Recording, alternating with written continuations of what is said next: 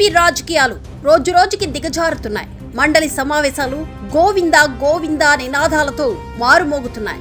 గోవిందా గోవిందా అని విపక్ష వైసీపీ నినాదాలు చేస్తుంటే సైలెంట్ సైలెంట్ అని మండలి స్పీకర్ అనగలరా? అనలేరు.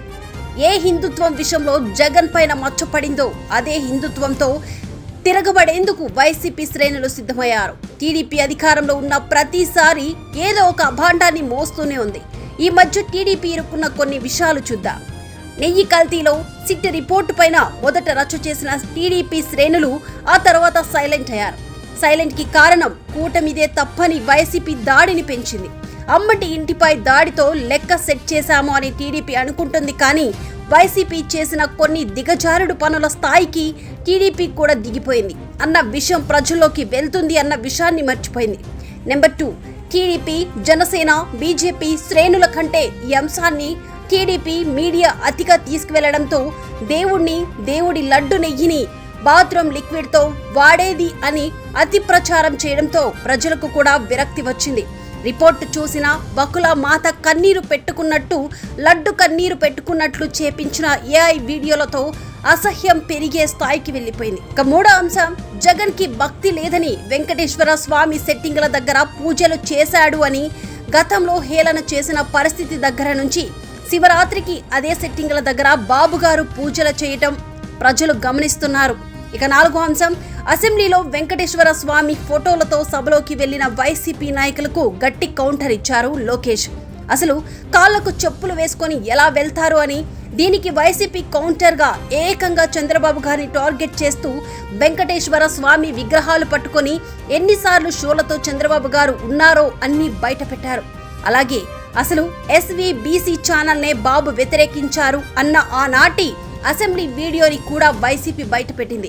వైఎస్ఆర్ 2 కొండలే ఉన్నాయి, 7 కొండలు కాదు అని అన్నారు అని, అందుకే అలా ఆ కొండల్లో కలిసిపోయారు అన్న విషయం ఇన్నాళ్ళు టీడీపీ ఎత్తుకుంటే ఇప్పుడు అదే అంశంతో వైసీపీ ఒక వీడియో ఇన్నాళ్లకు బయటకు తీసుకొచ్చింది. టీడీపీ గవర్నమెంట్ తీసుకొచ్చిన ఆ జీవోలను బయటపెట్టింది వైసీపీ. మొత్తంగా ఏపీలో రాజకీయం గత 20 ఏళ్ల నుంచి వెంకన్న కొండ చుట్టూ తిరుగుతుంది.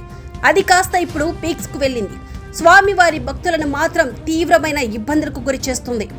ఏది ఏమైనా ఈ ఫైట్ లో ప్రతిపక్షం టార్గెట్ చేస్తున్నది, ఉక్కిరి బిక్కిరి చేస్తున్నది మాత్రం కేవలం టీడీపీని, కేవలం చంద్రబాబు గారిని.